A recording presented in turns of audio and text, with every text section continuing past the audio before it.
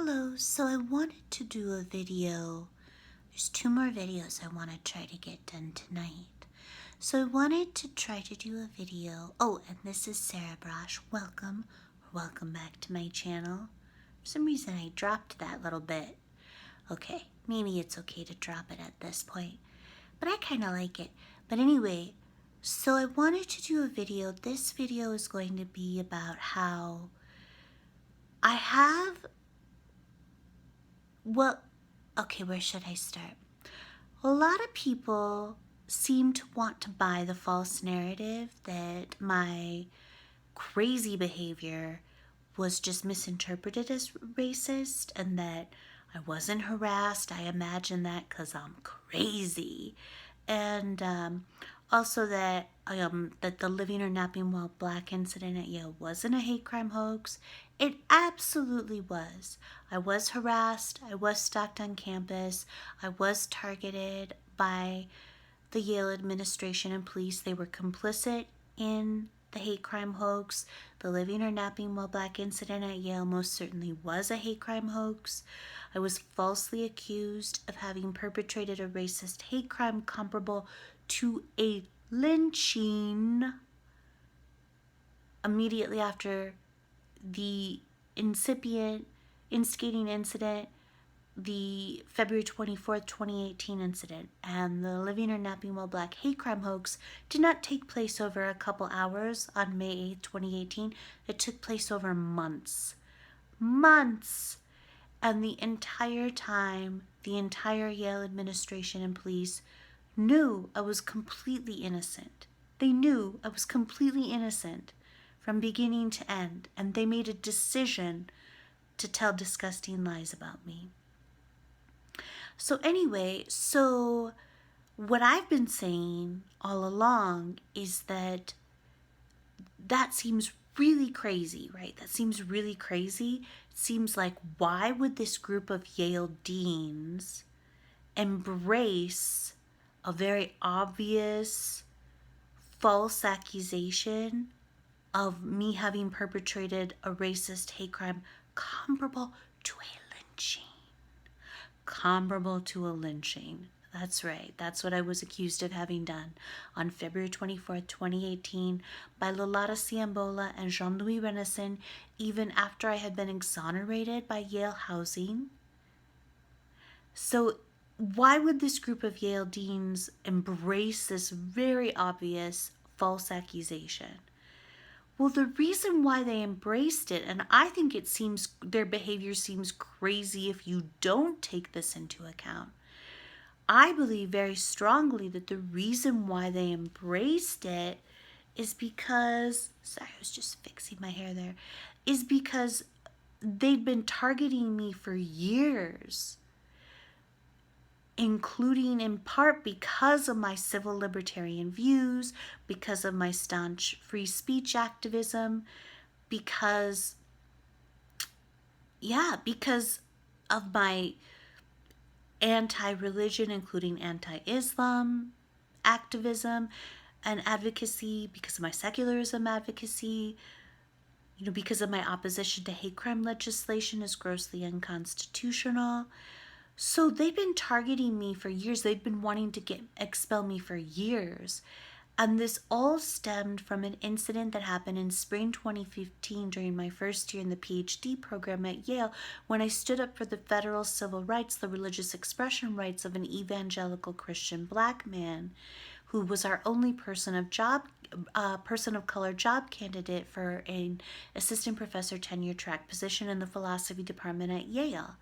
And I was accused of being an anti-LGBTQ bigot. I was branded as such. I was socially ostracized. I was made a pariah in the philosophy department by the other graduate students. The faculty stood by me. But the other graduate students, I was completely distraught. They would get up and walk out when I entered a room. They wouldn't speak to me. They would only glare at me. I was really distraught about it, and I ultimately had to seek therapy at the mental health clinic at the Student Health Center, and I did so for years, and I was on psychotropic medication after that time for years, and it was a very difficult time for me, and it was extremely traumatic. And I was later told that summer that the reason that these graduate students, most, not across the board, but most of the other graduate students, were not satisfied with having ostracized me socially from the philosophy department, and they went to the Yale administration to try to have me disciplined and even to try to have me expelled.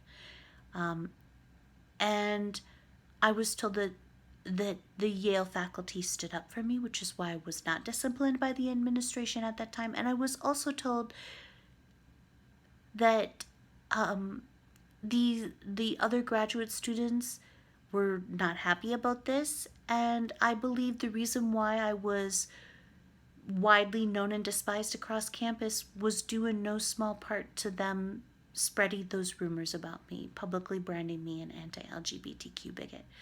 So I believe very strongly that the reason why this group of Yale deans, and I was later told by Yale provost Stephanie Spangler, who's also the university-wide Title IX coordinator, to whom I went for assistance when I was having trouble resolving what had occurred on February 24th, 2018 with Yale Housing and with Yale Grad School Diversity Dean Michelle Nerin.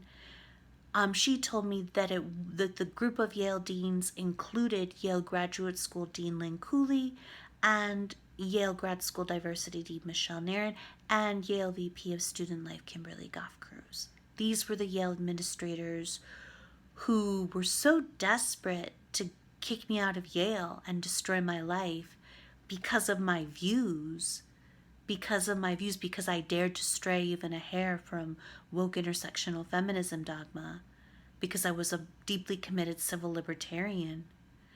And really, truly, because I fought for a black man to have access to the so-called white space of Yale,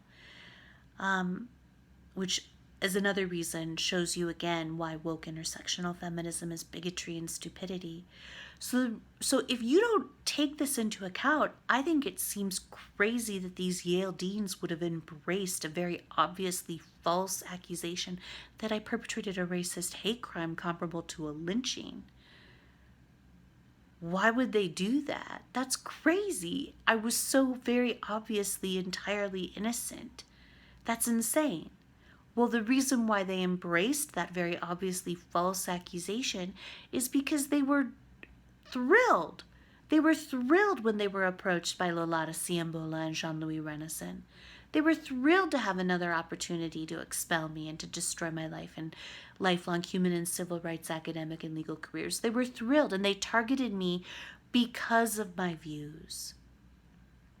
And the reason why I wanted to do another video about this at this time is because I'm sure most people watching this probably will already be well aware that Bo Winegard was fired. He was told that his contract would not be continued at Marietta College, and it was very clearly because of his views. And I was also targeted because of my views, because of my civil libertarian views. And so I don't understand, I really don't understand the resistance to this point. I think it's very clear that that's what happened to me. I think it's very clear that that's what happened to me. And then when I began to resist the efforts of these Yale administrators to publicly brand me, to falsely publicly brand me a racist and destroy my life and career and livelihood and reputation, that's when they made the decision that they were going to participate in the Living or Napping While Black hate crime hoax at Yale, and they were going to assist my tormentors, who tormented me for months in my isolated dorm room at the top of a tower on Yale's campus in the Hall of Graduate Studies dormitory. And this is why they chose to tell disgusting lies about me publicly. They chose to lead the global vilification and defamation campaign against me, it's because of my views. I was targeted for my views, and I don't understand the resistance to that. I think it's clear as day. I think it's absolutely clear that that's what happened to me. And I think we've had so many examples, recent examples of this happening to other persons, students, PhD students, and faculty. Noah Carl, Bo Winegard. It's so clear that this is what happened to me. And I don't understand. The resistance to it is strange to me. I don't understand. There's a faction of persons, even amongst like the canceled, even those whom you would think would be my biggest supporters, who profess themselves to be anti-cancel culture, anti-moral outrage mobs, pro-ideological diversity, pro-heterodoxy, pro, political diversity on campuses and everywhere.